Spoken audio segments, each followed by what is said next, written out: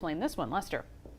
Yeah, guys, Amendment number 7 removes language in the state's constitution that allows slavery and involuntary servitude as punishment for a crime. But there are some exceptions, and because of that, the lawmaker who originally sponsored the proposal wants you to vote no on the amendment now.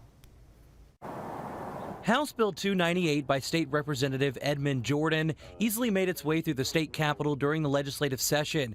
It eliminates an exception in Louisiana's constitution allowing slavery and involuntary servitude as a punishment for a crime. It's now up to voters to put it into action, but now Jordan is crawfishing on the change. Jordan has decided that the wording is such that it may actually do the opposite of what he intended, and he's asking people to vote against it. In a statement to WAFB, State Rep Jordan says the way that the ballot language is stated, it is confusing. In the way that it was drafted, it could lead to multiple different conclusions or opinions. So he'd rather you vote no on the amendment so lawmakers have a chance to start over next year. It's not a very good sign when the sponsor has to say, hey, wait a minute, let's not do this. Political analyst Jim Inkster says the devil is in the details. He says one phrase, except as it may be applied lawfully in the administration of criminal justice, opens up a Pandora's box to a lot of things. The amendment is such that it may, according to the sponsor, do exactly the opposite of what it was intended. There's been some pushback from others as well.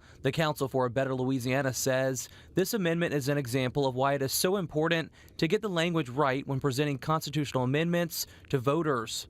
But the Victory Over Louisiana Violence organization is urging people to still vote yes on Amendment 7. We believe that this is the cornerstone to the injustices that happen. We believe that this is a first step into giving people back their individual dignity. Louisiana is one of 5 states where slavery is on the ballot this fall. State Rep Jordan says regardless of what happens, we're going to have to bring it back to get it cleared up either way. So this could end up being on your ballot again next year, even if it passes in 2 weeks.